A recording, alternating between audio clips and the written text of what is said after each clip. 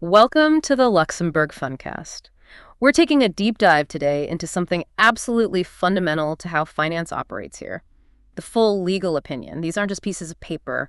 They are really critical instruments for navigating risk and making complex transactions happen in Luxembourg's sophisticated financial environment.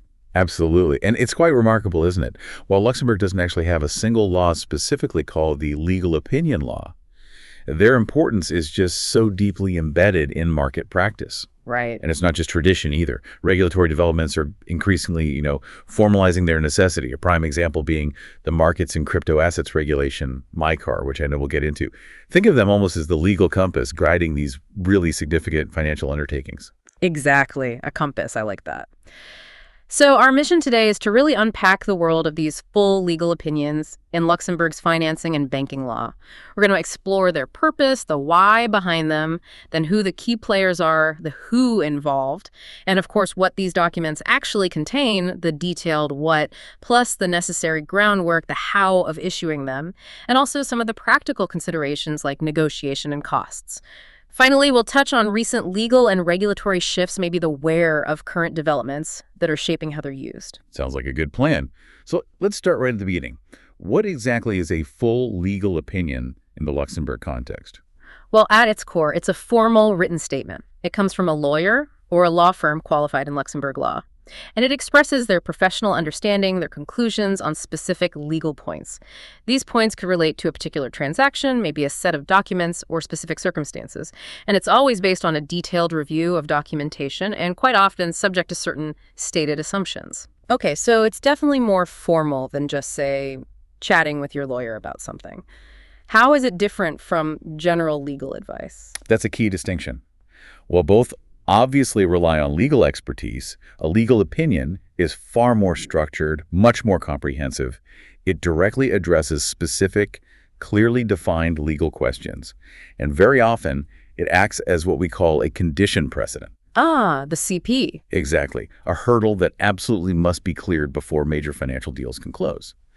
And the term full implies that the opinion covers a broad spectrum of key legal aspects relevant to the deal and any Luxembourg entities involved. It's not just focused on one narrow legal point. Right, that clarifies it. So why are they so essential? You mentioned risk and facilitating deals, but what are the core reasons they play such a vital role? Well, there's several fundamental reasons. First and foremost, I'd say legal certainty. These opinions provide assurance to all the parties involved, lenders, investors, counterparties, assurance about the legal standing of the companies, the validity and enforceability of the agreements, the proper creation of security interests. It's like the legal foundation for the deal. Precisely. Think of it as the bedrock. Without this assurance, the whole structure could be shaky. That's the kind of weight these opinions carry.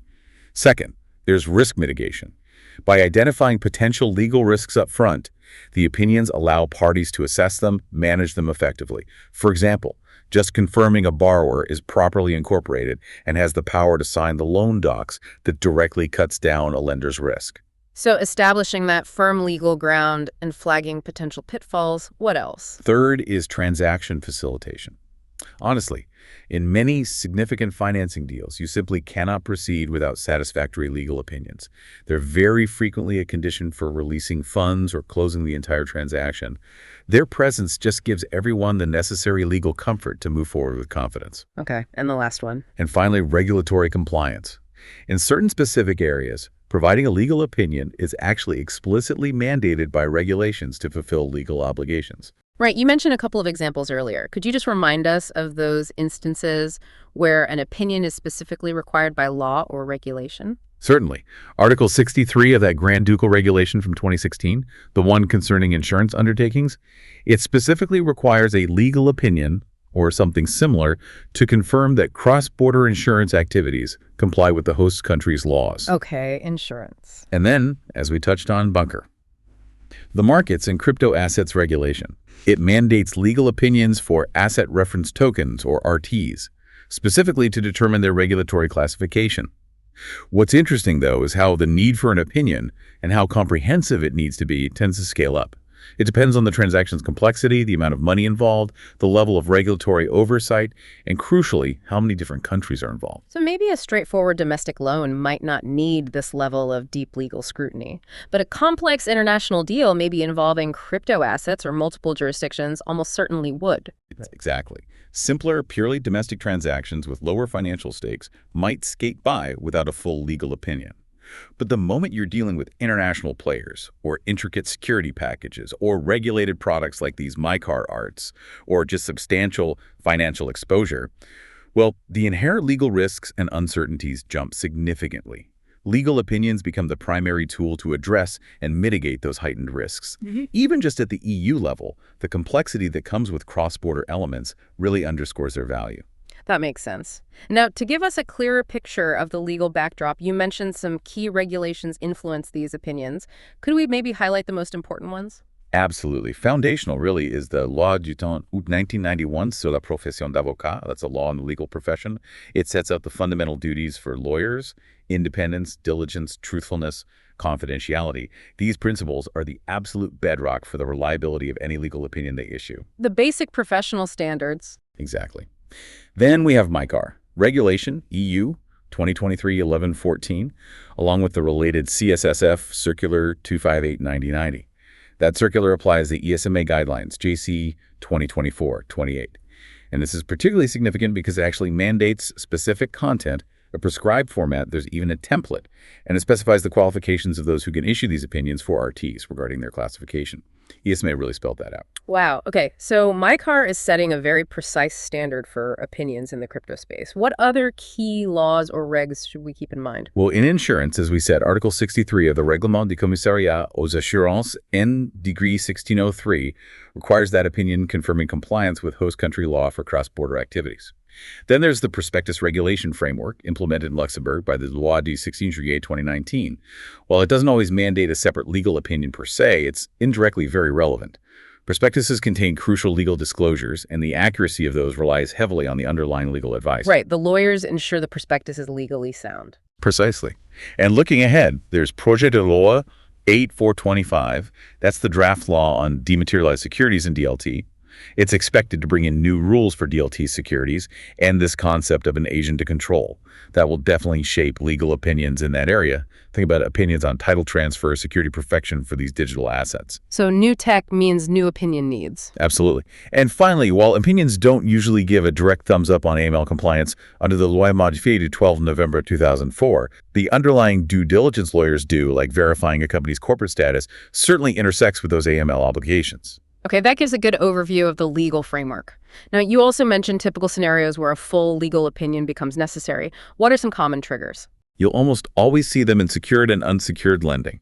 They cover everything from the borrower's capacity to sign, the validity of the loan agreement itself, and crucially, how security interests are created and perfected under Luxembourg law. They're also standard in capital markets transactions, bond issues, for example, often supporting things like the issuer's incorporation and its legal power to issue the bonds, supplementing what's in the prospectus. Okay, lending in capital markets. Then securitization transactions. Opinions here are critical for confirming that the special purpose vehicle, the SPV, is legally separate from the originator, what they call bankruptcy remoteness, and that the assets were truly transferred. Also, mergers and acquisitions that involve financing. You'll definitely see opinions covering the financing agreements in those deals. Makes sense. The establishment and operation of regulated entities or products, like we discussed with MyCar Arts, or getting a banking license, often requires them. And finally, pretty much any significant cross-border transaction where Luxembourg law governs key aspects, or where Luxembourg companies are involved, an opinion is almost always a prerequisite there. So a wide range of triggers. Now let's talk about the who. Who are the key actors in this whole process? Who's creating them? Who's using them? Several important players. First, obviously, the issuers. These are the Luxembourg qualified lawyers, the avocats à la cour, working in Luxembourg law firms. They're the ones actually preparing and signing the opinions. Their professional duties, as we mentioned, are defined in that 1991 law on the legal profession. And what are some of the core duties from that law that really underpin the reliability, the integrity of these opinions? Well, independence is crucial, Article 1. It ensures objectivity. Then Article 332 lays out the duty of truthfulness and diligence.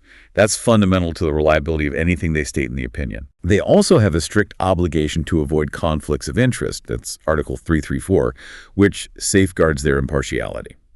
Professional secrecy, Article 35, is vital given the sensitive, confidential documents they review during due diligence. Right, they see everything. Pretty much. And Article 36 covers the setting of fees, which applies to opinion work just like any other legal service. Now, while the 1991 law doesn't detail specific standards just for legal opinions, these general professional duties form the ethical and legal foundation. Any negligence in issuing an opinion could certainly lead to professional liability.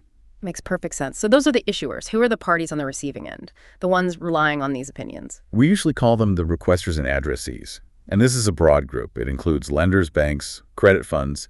Investors may be in bonds or investment funds. The arrangers who put the deals together, like loan syndications or bond issues. Often the issuers of securities are the borrowers themselves. They frequently engage their own counsel to provide the opinion for the benefit of the other parties. And importantly, regulatory bodies like the CSSF or the CAA. They might require opinions in specific regulated contexts to ensure compliance. All these parties rely on the opinion to make informed decisions, do their due diligence, manage risk, and meet regulatory requirements. You also mentioned earlier that in some regulated areas like crypto under McCarr, there are actually specific qualifications now for who can issue these opinions. Can you expand on those stricter requirements? Yes, and this is a really significant development. The ESMA guidelines, applied by that CSSF Circular 25890 for RT opinions. They specify that the opinion issuer can be either an in-house lawyer or an external law firm. But crucially, they must be able to issue the opinion objectively and be free from any unmanageable conflicts of interest. That's explicit. Objectivity and independence are key. Absolutely. And furthermore, there must be demonstrable evidence of their professional competence to actually issue such opinions. This can be shown through relevant diplomas, practicing certificates, or registration with the bar, for instance. This really signals a move by regulators wanting explicit assurance about competence and independence, especially in what they see as higher risk areas like crypto. So it's going beyond just being a lawyer admitted to the bar. Exactly.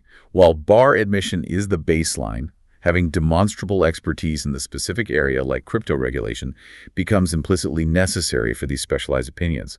It goes beyond the general duties in the 1991 law. And this trend, it could foreshadow similar, more specific qualification requirements popping up in other evolving financial sectors down the line. Interesting. So expertise matters more and more. Now let's dive into the document itself. What does a full legal opinion typically look like? What are the essential bits? Well, a reliable opinion always starts with thorough preparation, and that means getting hold of a lot of documentation. The lawyers issuing the opinion will meticulously list every single document they've reviewed, and the opinion's scope is expressly limited just to those documents. If information is incomplete or inaccurate, it can seriously impair the opinion, or it forces the lawyers to make very broad assumptions, which might make the opinion less useful. Okay, so the documents reviewed list is critical. What kind of documents are we typically talking about? You're looking at a range of things. First, corporate documents for any Luxembourg entities involved. That means they're up-to-date coordinated articles, statutes coordinates, recent official excerpts from the Trade and Companies Register, RCS, and the Beneficial Owners Register, RBE. And it's worth flagging here, the law of 23 January 2025 updated rules around these registers, so lawyers need the absolute latest info. Right, keep current. Also, corporate resolutions authorizing the specific transaction, and certificates of incumbency confirming who the current directors and officers are. Then the transaction documents themselves. Final, executed versions of financing and security agreements, loans, guarantees, pledges, assignments, intercreditor agreements, bond terms, prospectuses, offering circulars. The deal docs. Exactly. And finally, a category of searches and other info, things like litigation and insolvency searches, maybe information memorandum, business plan, term sheet. For MyCar, the crypto asset white paper is key, and lawyers very often ask for officer certificates. These confirm factual stuff they can't easily check independently, like confirming the company's solvent, or that there are no conflicting agreements it's already signed. Wow, that sounds like a mountain of paperwork. Once they've digested all that, how is the opinion itself usually structured? What are the standard sections? A typical full opinion will start by clearly identifying the addressee, who gets to rely on it, and the date it's issued. Very important. Then, usually a scope or introduction section, giving a brief overview of the deal and why the opinion is being given. An absolutely critical section is documents reviewed, listing precisely every document examined. We covered that the foundation. Exactly. Following that are the assumptions. These are statements of fact or law the lawyers assume are true without checking themselves. Then come the qualifications or limitations. These are crucial. They set the boundaries. For example, stating enforceability is subject to insolvency laws or court discretion on equitable remedies. They manage expectations. The caveats. Precisely. The real meat is in the operative opinion clauses. This is where the lawyers state their actual legal conclusions on the specific questions asked. And finally, there's usually a concluding statement, often repeating who can rely on it and which law governs the opinion itself. You said the operative clauses are the heart of it. Can you give us a flavor of what these cover? What areas of Luxembourg law? Sure. For instance, an opinion on corporate status and existence confirms the company is properly incorporated and still legally exists, based on RCS records and its own articles. An opinion on corporate power and authority confirms the company has the legal capacity and has taken the right internal steps, like board approvals under company law and its articles, to actually do the deal. Can it legally do this? Exactly. Due execution confirms the documents were properly signed by authorized people, relying on those executed docs, resolutions, incumbency certificates. An opinion on valid and binding obligations confirms the agreements are legally valid under Luxembourg contract law. Enforceability goes a bit further, stating those obligations can be enforced in Luxembourg courts, though this is nearly always subject to those qualifications we mentioned. Right, the insolvency carve-out, etc. Correct. You'll also commonly see clauses confirming no conflict with laws or constitutional documents, or no conflict with other specific agreements, often based on that officer's certificate, and clauses outlining any necessary filings and consents required under Luxembourg law. What about security? Yes. In secured deals, specific opinions on perfection of security interests are key. Under the financial collateral law, maybe the civil code, and now potentially considering Projet de loi 8425 or DLT security, clauses on governing law and jurisdiction, non-immunity if a state entity is involved, choice of law for foreign law docs, and the enforcement of foreign judgments are also pretty standard, each drawing on established Luxembourg and EU legal principles. That really paints a picture of the legal ground covered. You also stress that in regulated areas like MyCar, the content requirements are much more specific. Can you elaborate on what MyCar demands? Absolutely. For those MyCar Art legal opinions, it's not just about using a standard finance template. Regulation, EU 2023-1114 itself, plus those ESA's guidelines, JC 2024-28 and the CSSF, Circular 215890, lay down very specific requirements. The main goal is to clearly analyze why the crypto asset is an art, and just as importantly, why it's not something else excluded from MyCar, like an e-money token or another type of crypto asset not covered by Title III. So it's about precise classification. Exactly. And the ESA's guidelines actually provide a detailed template in Annex B.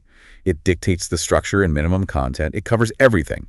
General info on the offer, details about the art itself, and a thorough legal analysis against the MyCar definitions and exclusions. The opinion has to reach a clear, substantiating conclusion on the classification and list all documents reviewed. And this goes to the regulator. Yes. This legal opinion is a mandatory piece that goes with the white paper to the CSSF for the notification or authorization process for arts. This level of standardization is quite a big step for regulatory oversight in crypto, really quite different from the more bespoke opinions you see in traditional finance. A much more structured, prescriptive approach for crypto. What about other regulated spots? Insurance undertakings came up earlier. Yes. For insurers doing cross-border business, Article 63 of that Règlement du Commissariat aux Assurances mandates, they give the CAA, the insurance regulator, a legal opinion or similar proof. It has to confirm their proposed cross-border activities fully comply with the laws and regulations of the host country where they plan to operate. Okay. Let's shift focus slightly now to jurisdiction. Where do these opinions typically focus their legal lens? Well, opinions issued under Luxembourg law primarily concentrate on, unsurprisingly, Luxembourg law, specifically as it applies to Luxembourg-domiciled entities, agreements governed by Luxembourg law, and the creation and enforcement of security under Luxembourg law. Makes sense. But it's absolutely crucial to recognize the huge interaction with and influence of European Union law. A massive chunk of Luxembourg's financial law actually comes from EU directives and regulations. MyCar, the prospectus regulation, the CRD/CRR banking rules. So Luxembourg legal opinions often implicitly or sometimes explicitly consider the relevant, implemented, or directly applicable EU law. And the guidelines from the European supervisory authorities, the ESAs, like those for MiCAR, are also highly relevant. National regulators like the CSSF and market participants here are expected to follow them. And in big cross-border deals, how do Luxembourg opinions fit in with opinions from other countries? Right, in cross-border transactions, the Luxembourg law opinion is usually just one piece of a bigger puzzle. You'll typically get a suite of opinions from the different relevant jurisdictions. For example, imagine a loan agreement governed by English law, but the borrower is a Luxembourg company, and the security is over shares in another Luxembourg company. In that case, you'd typically need both an English law opinion on the loan agreement and a Luxembourg law opinion covering the borrower's capacity, the security perfection, and maybe other Luxembourg legal points. Conflict of laws issues can pop up. While the Lux opinion focuses on Lux law, it might touch upon whether Luxembourg courts would recognize the English governing law clause or enforce an English court judgment, but usually with specific assumptions and qualifications attached. Could you give us a concrete example, maybe, to illustrate these cross-border aspects? Sure, let's think about reverse solicitation under MiCA. That's covered in CSSF Circular 25887, applying ESMA guidelines. It's about when third-country crypto firms are considered to be actively soliciting EU clients. The reverse solicitation exemption, where an EU client approaches the firm entirely on their own initiative, is quite narrow. So firms outside the EU need to be careful. Very careful. If a third-country crypto asset service provider, a CASP, deals with clients in Luxembourg, they need to figure out if their activities count as active solicitation. If they do, they likely need a MiCAR license in the EU. So they might seek legal advice, maybe even a formal opinion, analyzing their marketing, their website, their onboarding process against those ESMA guidelines. Are they actively targeting Lux clients, or can they genuinely rely on the client approaching them first? I see. And remember that Article 63 for insurance, requiring an opinion on host country law. That also illustrates the point. A Luxembourg firm opines on Luxembourg law, Sure. but the contract's governed by French law, or assets are in Germany, or activity happens in Italy. You'll need lawyers qualified in those jurisdictions to give the relevant opinion on those laws. Right, the opinion follows the relevant law and location. Okay, so we've dug into the why and the what. Let's move to the how, the actual process of getting one of these opinions issued. Okay, the process. It really hinges on thorough due diligence by the lawyers issuing the opinion, the opining counsel. This means that comprehensive document review we talked about earlier. It also involves detailed verification of corporate information, checking against official records from the Luxembourg Trade and Companies Register, the RCSL, which is managed by the LBR, Luxembourg Business Registers, and the Register of Beneficial Owners, the RBE. And again, that law of 23 January 2025 is important here, as it amended rules for these registers, expanded the entities covered, changed some info requirements. Lawyers must ensure their DD process uses the absolute latest, legally recognized info. Staying up to date is key. Crucial. The due diligence also involves detailed legal research, lots of discussion with the client to really understand the transaction and its context. And good law firms have internal quality controls, maybe a second partner review, or review by a dedicated opinion committee. So it's a rigorous internal process, too. What about relying on certificates from the client or public info? Yes. Opining counsel often rely on officers' certificates from the client. These confirm factual matters they can't independently verify, like solvency, no conflicting deals, genuineness of signatures, maybe. The legal opinion will typically state clearly that the lawyers relied on these certificates without checking them independently. Okay.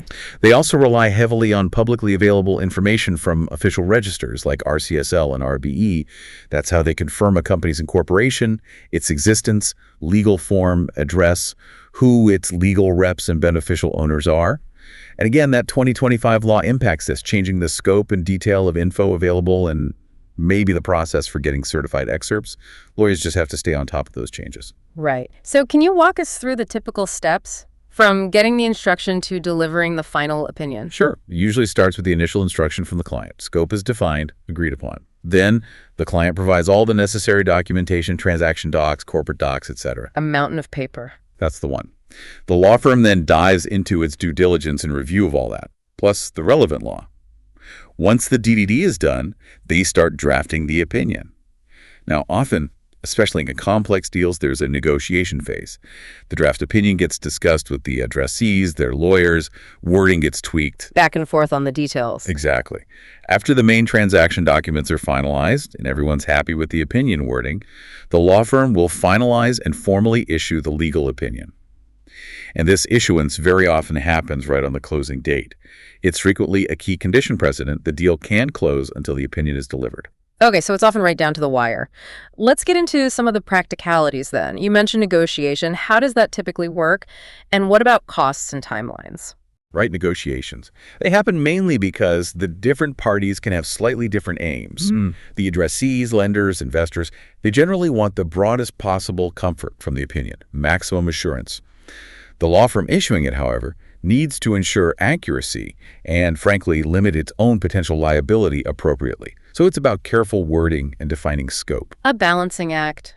Risk allocation, really. Precisely, it's risk allocation. The key players in the negotiation are usually the lawyers, the opining firm's counsel, and the addressee's counsel. Sometimes, if there's a really significant commercial point wrapped up in the legal wording, the business principals might get involved too. And how does it happen? Emails, calls. Usually an exchange of drafts with tracked changes or written comments, often followed by conference calls to hammer out sticking points, sometimes face-to-face meetings for really complex ones, common negotiation points, the exact scope, the reasonableness of assumptions, the wording of qualifications and limitations, getting those just right, nuances in the operative clauses, and who exactly gets to rely on the opinion and for what. It's important to stress there are no specific laws or CSSF circulars dictating how to negotiate. It's all based on established market practice, professional judgment, and the specifics of that particular deal. Okay, and costs. Why can these opinions sometimes seem quite expensive? Well, it reflects the fact that it's a highly specialized professional service involving significant work. Think about the extensive due diligence, the detailed document review, the legal research needed, the careful drafting, potentially lengthy negotiations. A lot of lawyer hours. A lot of highly skilled lawyer hours, yes. Typically, the borrower or the issuer foots the bill for their own counsel's opinion. And often, they also have to cover the reasonable legal fees of the lenders or investors' lawyers for reviewing and negotiating the opinion, plus any separate opinions the lenders might require from their own counsel. So the borrower issuer often pays for multiple sets of lawyers looking at opinions. That's common, yes. The specific cost is agreed between the opining firm and its client in the engagement letter. Factors influencing the price, transaction complexity, number of Lux entities, volume of documents, how novel or tricky the legal questions are, urgency, lawyer seniority, how much negotiation is needed. It all plays a part. Yeah. That 1991 law has general principles on fees, but no specifics for opinions. Ultimately, the cost reflects the value delivered mitigating risk, providing certainty, enabling the deal. For big, complex transactions, it's seen as a necessary and worthwhile investment. Right. The cost of not having one could be much higher. And finally, timelines. Why do they vary so much? Who influences how long it takes? Timelines can really vary quite a bit. Depends on complexity, the legal issues, number of parties and documents, how quickly everyone responds, how long negotiations take, urgency. Lots of variables. Exactly. The client influences it by providing documents and instructions promptly. The opining firm influences it through its efficiency. The addressees and their counsel influence it by how quickly they review and comment during negotiation. Good project management by the legal teams, coordinated with the overall deal managers, is key to hitting deadlines. Things that affect duration. Getting registry excerpts back, research time, negotiation length, coordinating with lawyers in other countries on cross-border deals. Again, no official rules prescribe timelines. It's driven by practicalities and commercial needs. But since delivering the opinion is often a condition precedent for closing, it's frequently on the critical path. It has to be ready for the closing date. Okay, that covers the practical side well. Now, the legal and regulatory scene in Luxembourg is always moving. What are some recent or upcoming developments that people need to be aware of regarding legal opinions? Yeah, this is crucial. The ground is definitely shifting, and firms and clients need to stay alert. MyCar is obviously a huge one. We've mentioned CSSF Circular 205-890, applying the ESA guidelines for art opinions, mandating content format issuer qualifications. Those ART-T and EMT rules kicked in from June 30, 2024. Right, MyCar is live for stablecoins. Exactly. Then there's CSSF Circular 25887 on reverse solicitation under MiCA, super relevant for third country firms, and Circular 25886 on qualifying crypto as financial instruments fundamental for getting the regulatory treatment right. Circular 25889 covers systems and security for offers. MyCar's impact is broad. So lots happening in crypto regulation affecting opinions. What else is on the horizon? Well, Projet de Loi 8425 on DLT and dematerialized securities, that aims to modernize Lux law for blockchain, potentially introducing that agent to control. That will definitely require new or adapted opinion clauses for DLT assets covering things like title, security perfection on the ledger, the agent's role. The blockchain law. You could call it that, yes. Then Projet de Loi 8427, implementing the final Basel III CRD6 banking reforms that could indirectly impact opinions on banks' capacity or regulatory capital eligibility. More banking rules. Always. And finally, that law of 23 January 2025 amending the RCSL and RBE laws that directly impacts the due diligence process for opinions relying on register info for corporate status, reps, beneficial owners. Lawyers have to adapt their checks. So, a lot of moving parts for lawyers drafting these opinions. And these developments must directly impact the transaction documents themselves, right? Absolutely. They feed directly into what needs to be documented. MyCar means specific content in crypto white papers, maybe new clauses in service agreements with CSPs reflecting MyCar duties, updated client terms. That DLT Projet de Loi 8425, once enacted, will likely mean updates to terms for DLT securities define the DLT, the agent's role, transfer rules. Security agreements over DLT assets will need careful thought about control and perfection. Custody agreements, too. Makes sense. And the 2025 law on registers. That probably leads to reviewing and updating representations and warranties in finance docs about corporate status and UBOs. Maybe changes to CPs about delivering RCS-RBE excerpts or ongoing covenants about filings. So the key documents affected are things like loan agreements, security agreements, guarantees, prospectuses, intercreditor agreements, corporate authorizations, crypto white papers, fund docs, terms of securities, and of course the legal opinions themselves need constant updating. And the opinion process itself probably helps improve the documents. Oh, definitely. It often acts as a crucial quality control check. Lawyers reviewing everything to issue an opinion will often flag inconsistencies or potential issues in the main transaction documents. This leads to clarifications, maybe amendments, which ultimately makes the whole deal legally more robust. Right, tightens everything up. So, to bring our deep dive towards a close, what are your key concluding insights on the role and significance of full legal opinions here in Luxembourg? Well, first, I'd reiterate they are just indispensable for legal certainty and risk mitigation in Luxembourg's sophisticated financial market. You really can't do major deals without them. Second, preparing them demands a really high degree of diligence, specialist expertise, and that crucial professional independence from Luxembourg lawyers. High standards required. Absolutely.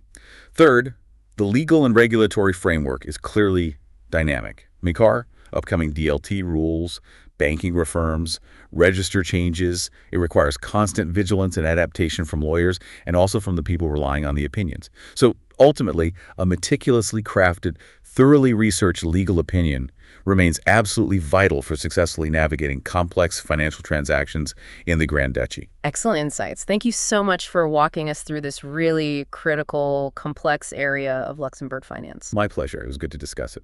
Disclaimer. Please remember that this content is generated or significantly edited using artificial intelligence tools and is intended for general informational purposes only, reflecting knowledge available up to the time of publication. It should not be construed as financial, investment, or legal advice. We strongly recommend that you independently verify the information presented and consult with qualified professionals for advice tailored to your specific circumstances. If you found this deep dive insightful, please do hit the like button and subscribe to the Luxembourg Fundcast for more expert analysis. This has been the Luxembourg Fundcast for you today.